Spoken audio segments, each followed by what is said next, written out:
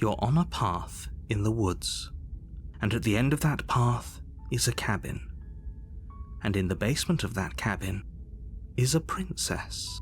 You're here to slay her. If you don't, it will be the end of the world.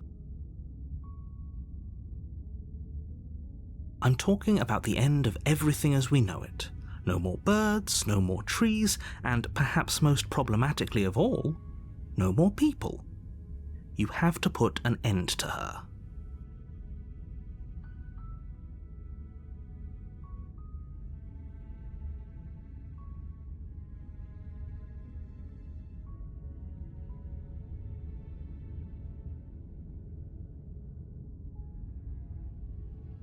Look, you're already on the path that leads to the cabin. Why would you be here if it weren't to complete a very important task? You've made it this far, you might as well reach the end of your journey.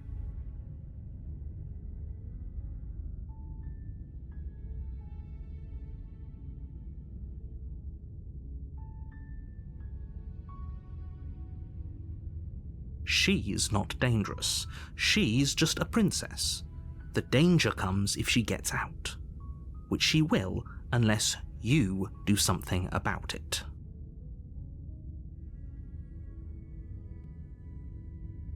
The more specifics you have, the harder it will be for you to do this very important job.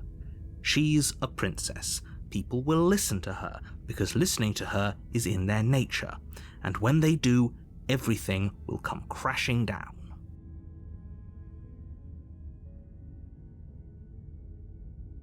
While I appreciate the mental exercise, we are running up against a bit of a ticking clock.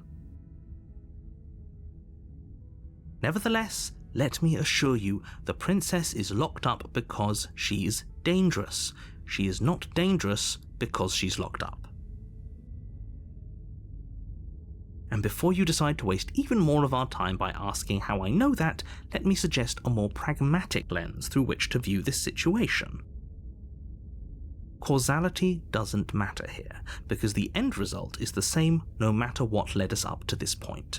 If the princess leaves the cabin, the world will end, and there is no changing that. It's no use arguing semantics over a metaphorical chicken or egg, because the egg is hatched and it's about to ruin everything. Unless, of course, you do your job and slay her.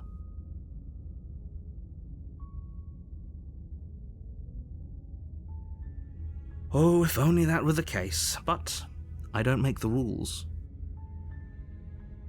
I have to say, I'm surprised at your reluctance thus far, but unfortunately for the both of us, you're the only one who can pull this off. Like I said, I don't make the rules, no matter how much I wish I did.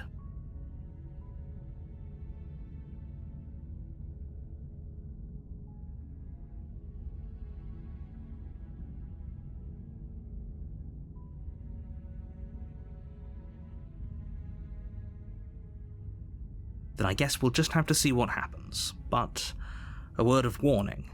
If you go in prepared to hear her out, she could easily trap you in her web of lies. And the more you listen to her honeyed words, the harder it'll be to pull yourself out. Then each and every one of us is doomed. So sure, go, talk to her. See how that turns out for all of us. You make your way up the short path to the cabin. You'll find the princess within. We're not going to go through with this, right? She's a princess. We're supposed to save princesses, not slay them. Ignore him. He doesn't know what he's talking about.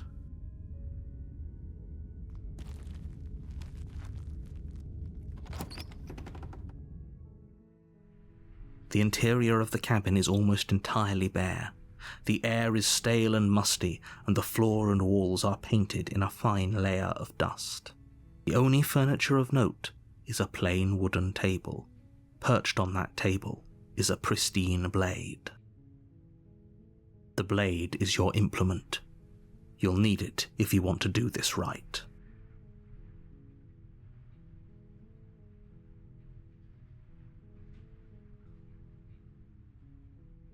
You take the blade from the table. It'd be rather difficult to slay the princess and save the world without it.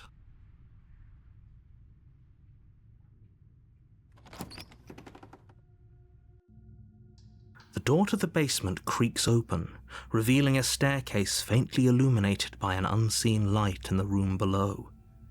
This is an oppressive place. The air feels heavy and damp, a hint of rot filtering from the ancient wood. If the princess really lives here, slaying her is probably doing her a favour.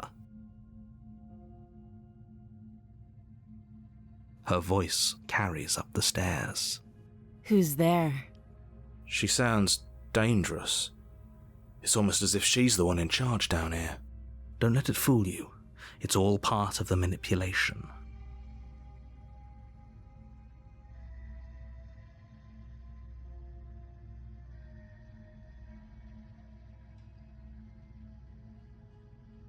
Don't be a stranger. It's been so long since I've had any visitors. Come on down. You walk down the stairs and lock eyes with the princess. There's a heavy chain around her wrist, binding her to the far wall of the basement. She's so coldly beautiful. Is she really a threat to the world?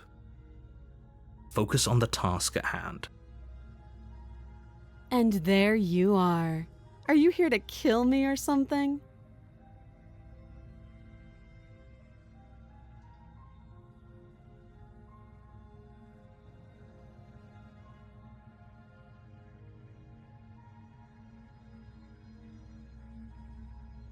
How about you drop the knife and the two of us just talk? Look how reasonable she's being. We should just drop the blade and talk things out. Don't you dare. It's fine. We can decide what we want to do after we talk to her. Maybe she really is a monster, but killing someone in cold blood isn't very becoming of us.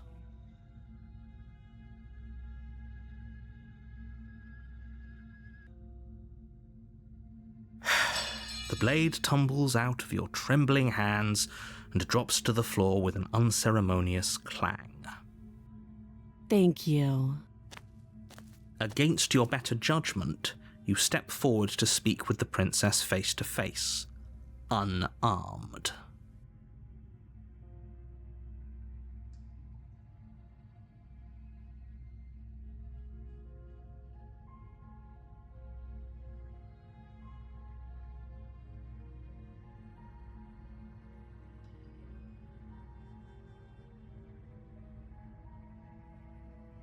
She hesitates before answering.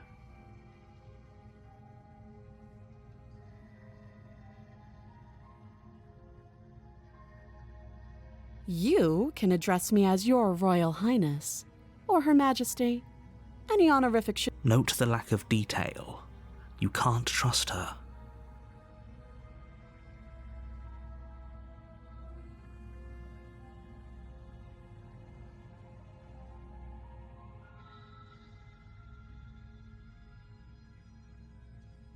Too long. Again, she offers no specifics. No matter how hard you try, you'll never get a straight answer out of her.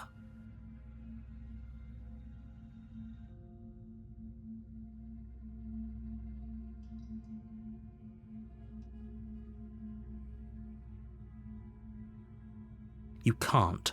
Don't bother. I'm guessing you don't have the key then. I'm sure there's a key somewhere around here, and if there isn't, well, we can always put that knife to good use. Her sharp eyes settle on the edge of the blade. She isn't suggesting what I think she's suggesting, right? She is. I'm sure of it.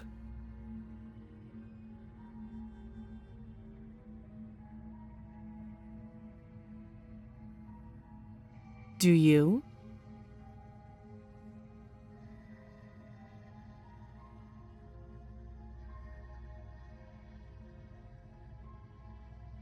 So, you're not going to share? How pointless. If you want to talk, I'll talk. But this?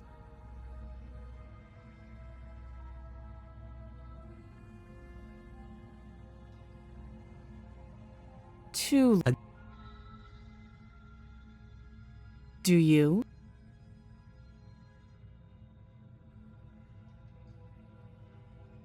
Don't just tell her that. Is that why they threw me down here? But I don't want to hurt anyone. I like the world, I think. I don't remember much about it, to be honest. I've been down here a long time. Just how long has she been down here? If I'm supposed to be capable of ending the world, then how did I wind up here, chained to a wall? Have they told you why I'm allegedly so dangerous?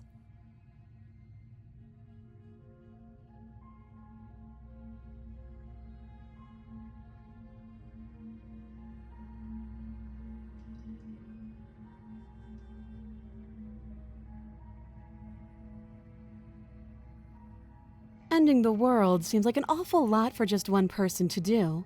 I wouldn't even know where to start. I believe her. She doesn't have to know how to destroy the world to be capable of doing it. At the end of the day, whatever the two of us have going on down here is about trust. Whoever sent you to slay me claimed I was a threat to the world, but they didn't tell you why. That doesn't sound right to me. And I don't think it sounds right to you, either. Otherwise, we'd be killing each other instead of talking. She has a point. There's a reason I've been telling you to question the situation, and there's a reason you've listened.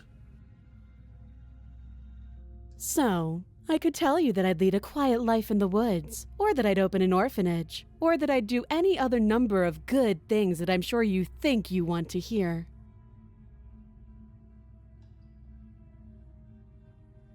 But you don't really know me, do you? What can my word possibly be worth in a situation like this? She's right about one thing. Her word isn't worth anything. Like I said, it's all about trust. Blind trust. So do you trust me, the prisoner, the victim, the princess clearly incapable of ending the world? Or do you trust whoever put me here? She's wrong. This isn't about trust. This is about risk. We stand to lose everything, all for the sake of one person, and a subjugating monarch no less.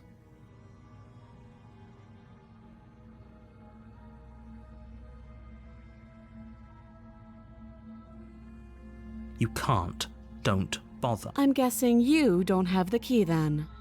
I'm sure there's a key somewhere around here, and if there isn't...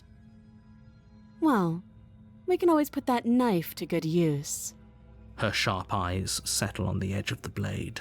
She isn't suggesting what I think she's suggesting, right? She is. I'm sure of it.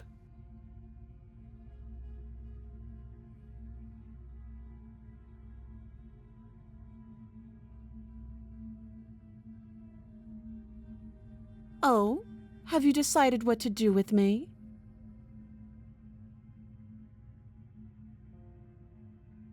You know why you're here.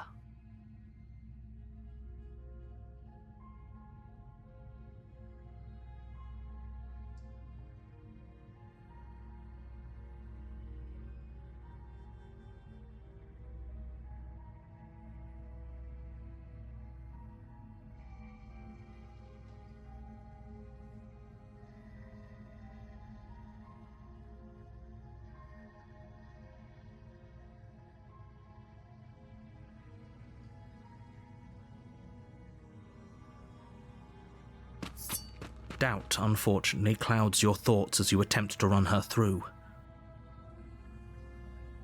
A moment of distraction and hesitation is all she needed to sidestep your thrust and deliver a catastrophic blow to your jaw. It feels like you've been hit with a sledgehammer. You can feel bone grinding on bone where your jaw has been fractured. Holy shit, that hurt! Though she's unarmed, the shock of that first strike is enough to stagger you, putting you and the princess on somewhat equal footing. Your blade slashes through the air again and again, and her fists connect with your body as many times or more, each impact as heavy as that first, bone-crushing hit.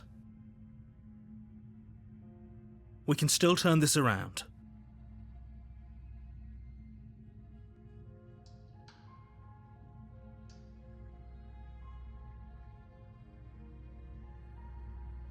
Are you serious? As internal bleeding sets in, the blade falls from your trembling hands, clattering to the ground uselessly. You lacked the will to finish the job, your bruised and broken body falling to its knees before her. The princess, exhausted, chest heaving with heavy breaths, tosses the blade away from you. This is the end, isn't it? Is this really the best you could do? Look at you. Completely broken. I'd be lying if I said I wasn't a little disappointed. She plants her foot on your chest and pushes you onto your back, the air leaving your lungs in a heavy puff. And then she brings her knee to your throat. She leans into it with the kind of weight you didn't think her slight frame could possibly possess, shattering your windpipe and leaving you starved for breath. It's too bad. I was looking forward to some company. Everything goes dark, and you die.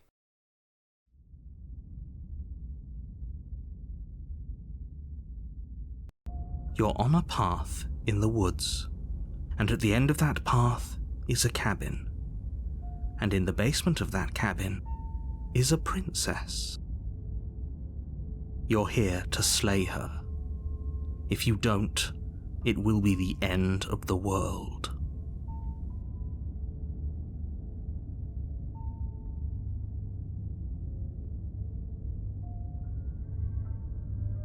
Oh, don't you start grandstanding about morals. The fate of the world is at risk right now, and the life of a mere princess shouldn't stop you from saving us all. If he doesn't remember what happened, then maybe it's best to keep it that way. You know I can hear you, right? It's going to be a lot harder than you think to keep secrets from me. What does it matter what he knows? There's nothing we can do to stop her. She's just going to kill us again. She is not going to kill you unless you let her, but slaying the princess and saving the world is going to be much more difficult than it has to be if you spend the whole time second-guessing yourself.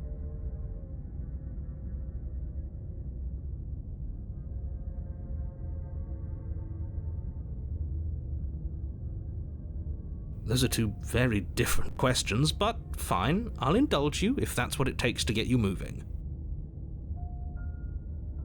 Let's say for a moment that this really is the second time you've met me, or at least a version of me. You died last time, which probably only happened because you didn't listen to me. Of course we died. She didn't feel pain. She didn't feel much of anything, did she? And she broke every bone in our body before she decided to let us die. What were we supposed to do to stop her then? What are we supposed to do to stop her now? She's just a princess. Slaying her shouldn't have been difficult, but congratulations. You've been given another chance to actually do this right. And I believe your other question was something along the lines of, oh, what's the point of doing anything? If you're asking that, it sounds to me like you're making the rather dangerous assumption that your actions last time around didn't have any consequences. What do you mean? Of course there weren't any consequences. The princess killed us and now everyone's right back where they started. That sounds pretty consequence-free to me.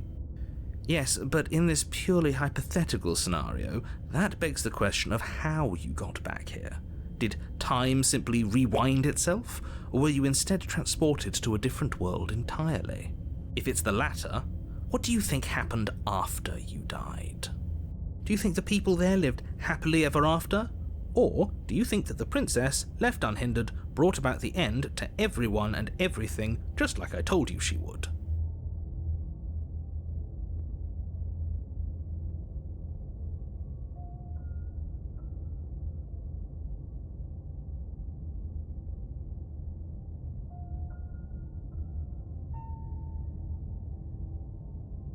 If she ended the entire world, why should we even bother? We might as well just walk up to that cabin, Break her chains and let her do whatever she wants. It's all the same in the end. Just because she's capable of ending the world doesn't mean you're not capable of slaying her. Both of those things can be true at the same time. So chin up. I believe in you.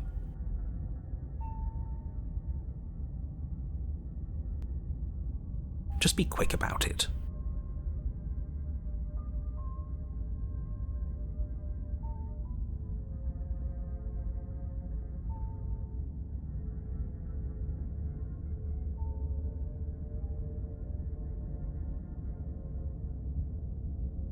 People locked her in that basement, and I told you what this place is. It's a path in the woods. Don't overcomplicate things.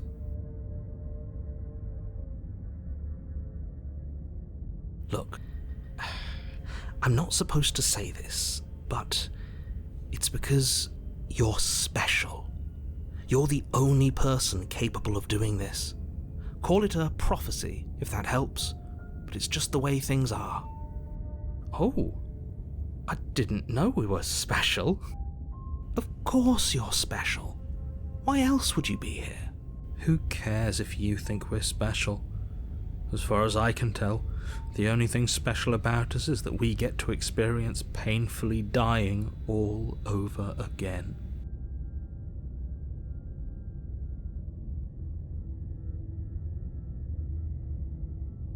I've told you everything you need to know.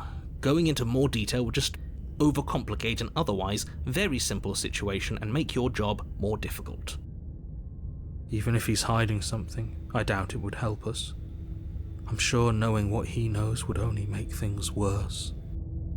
Can we tone down the pessimism just a smidge? I'm not being a pessimist.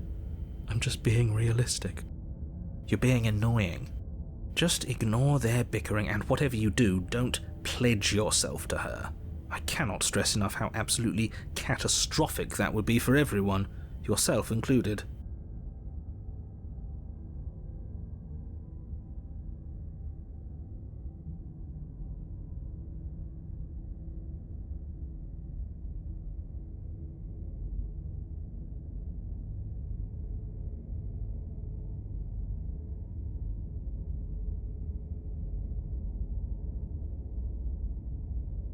She is just a princess. Whatever you think happened to you last time, just get it out of your head before you get to the cabin, and you'll be fine.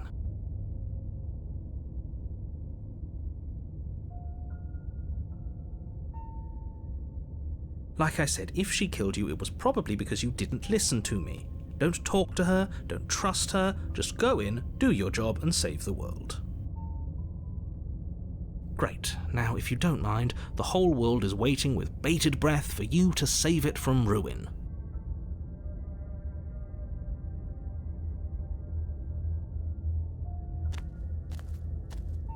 A warning before you go any further. She will lie, she will cheat, and she will do everything in her power to stop you from slaying her. Don't believe a word she says. Lying? Cheating? Why would she even bother? She didn't need to do anything like that last time. She caught us off guard last time. We'll be fine. Let's just keep our wits about us. At least one of you still has a shred of sense. Just make sure you listen to him and not that whiner. If that's what you want, I guess I don't have a say here.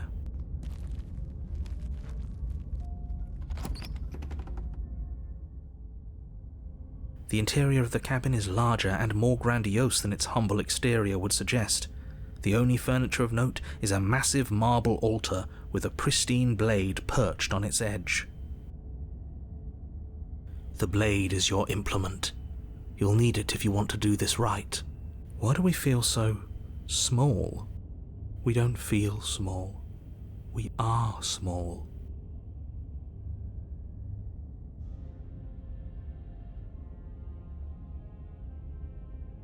Maybe that's because you haven't actually been here. I hope this means you'll finally drop that ridiculous past life nonsense. You haven't died, and you certainly haven't been killed by the princess. You walk up to the wall next to the basement door. It's a wall. There isn't much to see here. What are you talking about? This isn't a wall. It's a mirror. Or at least it'll be a mirror once we wipe off that layer of grime. You reach forward and rub your hand against the cabin wall. I hope you know how ridiculous you look right now. We should count ourselves lucky.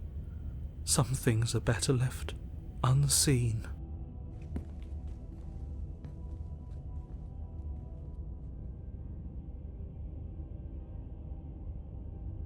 No blade this time. Yeah, maybe she'll be more receptive if we're unarmed.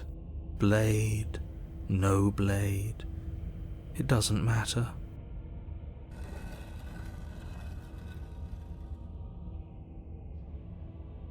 The door to the basement creaks open, revealing a spiral staircase, its steps almost as deep as you are tall. The smell of incense drifts up from below. For a moment, you almost feel at ease. This is actually kind of nice. It's still a stone basement. If the princess lives here, slaying her is probably doing her a favor.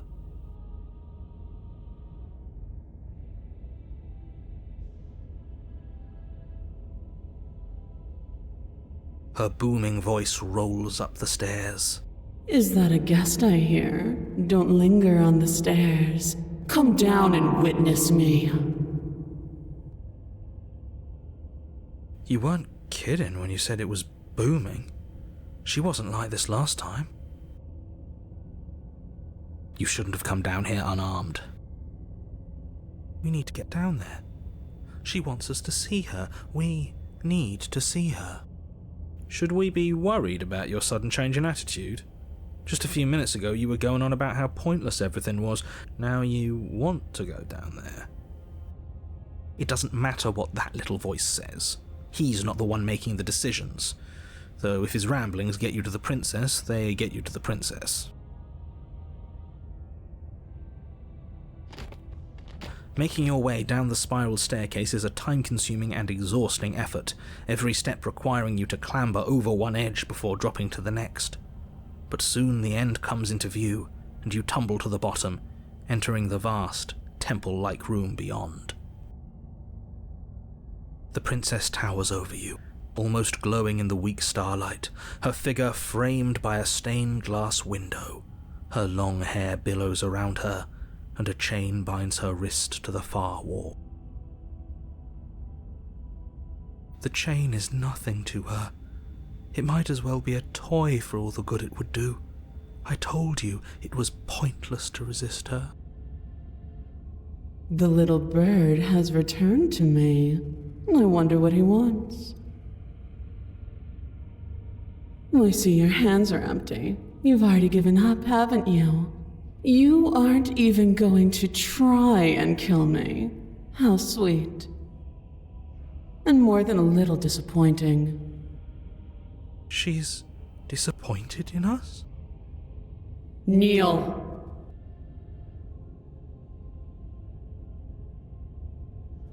On her command, you fall to the floor, knees painfully connecting with hard stone.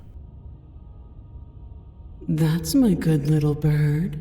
Now, why don't we talk? The last time we met, you told me I was destined to end the world. That thought wrapped itself around my heart. It has pulled at me since the moment I squeezed the life out of your broken lungs. I could feel its fundamental truth awaken me. The collapse of the old is a necessary prelude to the birth of the new, and the world as it is now is overdue for alterations. It's time for me to seize my destiny, and you, little bird, will help me seize it. Well, that gives away the game, doesn't it? It certainly does. And beyond that, it more than lends credence to our conversation in the woods. I don't love the thought that in some other reality you failed to destroy her, but what's done is done. I can only hope it helped you learn a valuable lesson. You are the only one who can deal with her, and if you don't, well, she's let you know what will happen, hasn't she? Then you shouldn't have trusted us with her destruction. She is inevitable. Can't you feel it? He's being melodramatic, but he's not exactly wrong, is he? What are we supposed to do to stop her? Okay. First things first, you're going to have to stuff those pessimistic thoughts someplace far, far away and commit yourself to what needs to be done. The stakes of the situation should be perfectly clear to everyone now. And if you're going to save the world, you have to have faith that you can pull this off. You can't win a battle that you've already lost in your mind.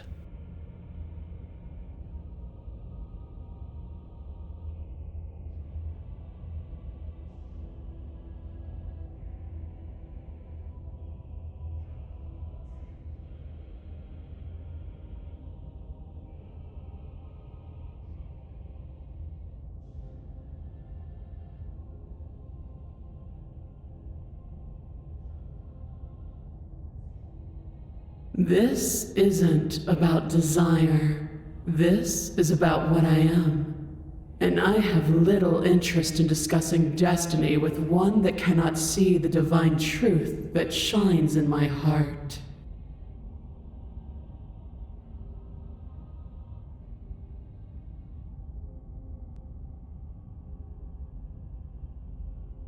All you have to do is break these chains and set me free. Don't be rude. Of course she can. It's not rude to question someone who's apparently trying to end the world. That's exactly why it's rude. We should know our place. I can, easily. But that isn't what I want to do.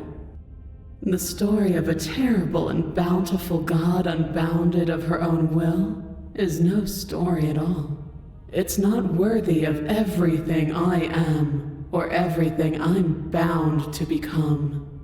It isn't even worthy of what I was. The destruction in Genesis that's to follow in my wake is deserving of a song that can echo for eternity. The song of you, being so struck by my glory, so overwhelmed by what I am, that you feel you must deliver me into the world. And from your act of utter devotion and submission springs a new dawn, a better dawn. Submit now, submit later. It makes no difference. Because in the end, no matter how vainly you struggle against me, my will triumphs over yours.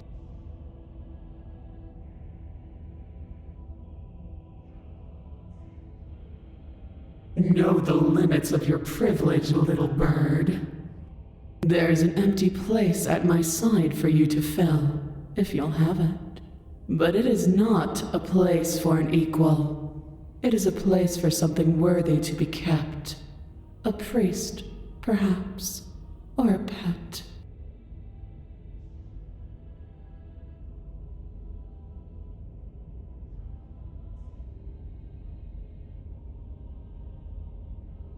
Know the limits of your There's an empty place at my side for you to fill, if you'll have it. Your will was so easily broken. Am I that magnificent? All you need to do now is break my chains. If this is what you want, then I guess there's not much else for me to say. No, you can't just give in to her, not when the stakes are so high, not when you're so close. I won't let you do this. There's still something in the way. A greasy film inside of you where it doesn't belong. Trying to conceal you from me. Is that a person? No, it used to be a person. It's something different now. An echo. Is she talking about you? That's impossible. She's not supposed to be able to interact with me. You're a small one, aren't you? A shriveling little worm stretched beyond its limits. Trying to control things that it can't understand. No. What are you talking about? I'm just... I don't care what you are. You're mine. Ah! Rise, my little bird. Without hesitation, you're brought to your feet. Break my chains. And how are we supposed to do that? We don't even have a weapon. All you need to do is believe it's been done.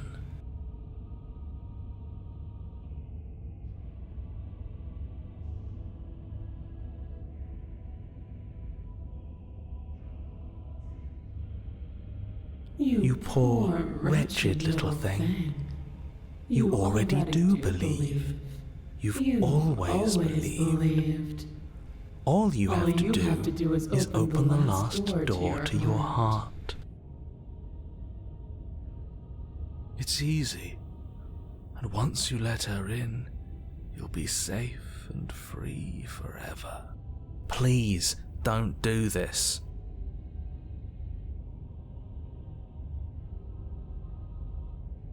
There's nothing to be sorry about. This is how it was always going to be. And it is good. Alright, I'm done with this. I'm just going to go sit in the corner. Let me know if we get our agency back. Her chains shatter, and the cuff falls from her wrist. She is loose, and the end is upon us. What a good disciple you are. Come, it's time for us to leave.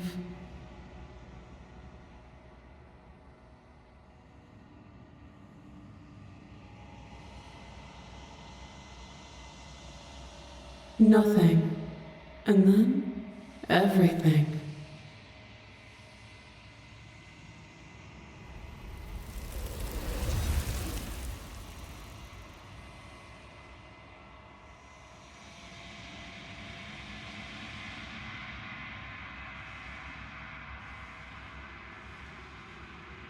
She's gone. Where did she go? Should we try and find her? And there's that mirror again. Why is it here? Why now?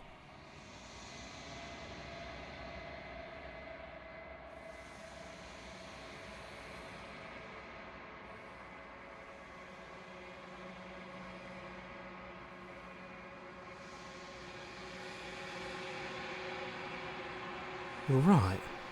She's gone. It's just us and that awful thing. I feel anxious. Does anyone else feel anxious?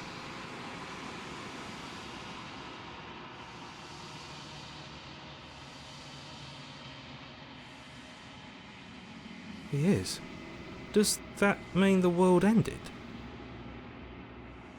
Figures the world would end and leave us with all this nothing. There's something dreadful about it. I don't think you should. I don't want to look at us. I'm begging you, don't do this. It's different now. It feels, I don't know, final.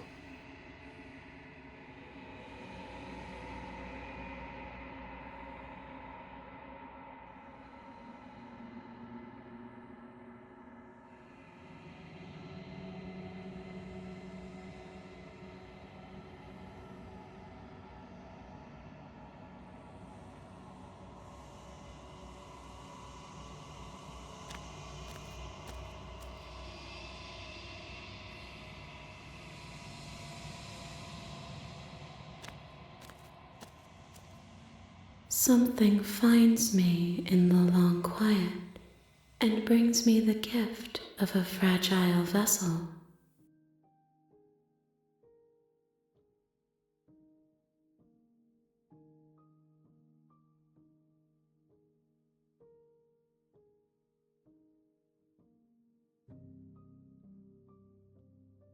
I'm sorry.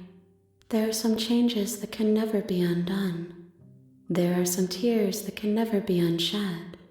This is not a place that can hold a fragment of a concept. The moment she arrived here, she was going to return to me. I promise that it doesn't hurt.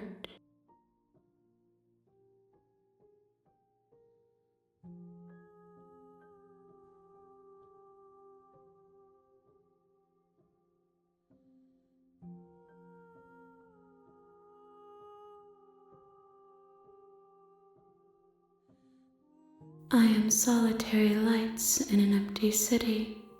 What are you?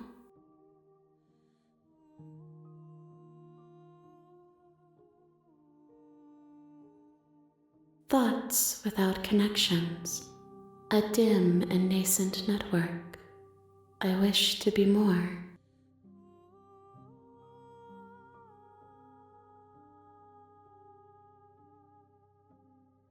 I think that you are like me. We are oceans, reduced to shallow creeks. Yes, nerves and fibers to feel the worlds beyond, perspectives to make my own. This one is dominance, a figure capable of bending everything to her will. She will make for a terrifying and divine heart.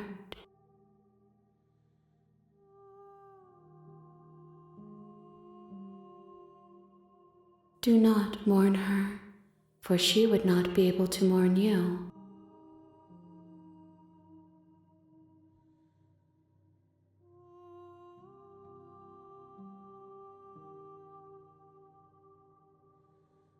How can the world have ended if we are talking?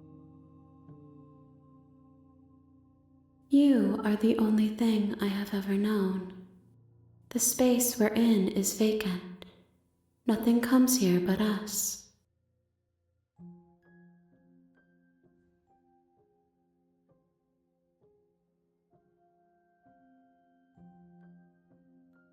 I have only just now stirred to consciousness. I could not have trapped you here, and I too yearn to be free. I know only that they are. She is part of me, and part of me is her.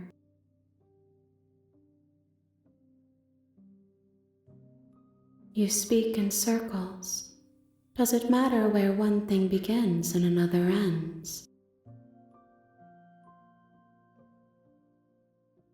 You are familiar, but you are not me. I feel sadness, longing, hope as I witness you.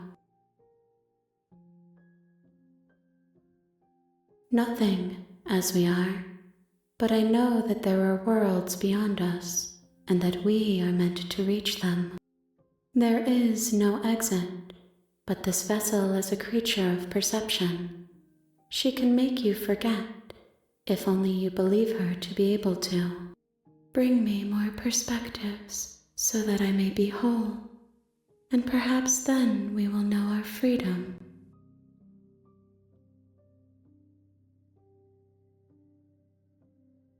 Everything, until we meet again.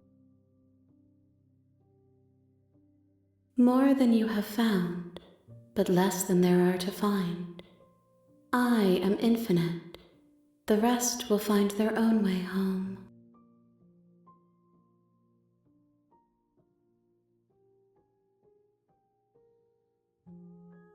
Then we will be here forever, as we are now, unfinished, dry, hollow.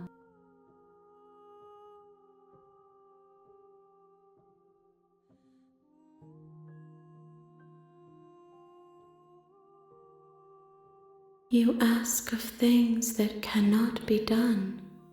To destroy is merely to reshape, to remold.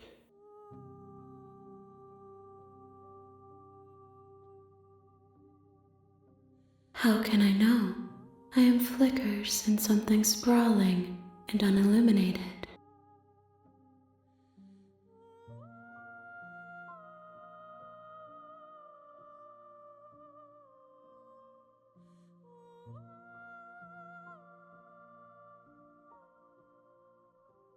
She asks that I tell you to remember her. You won't.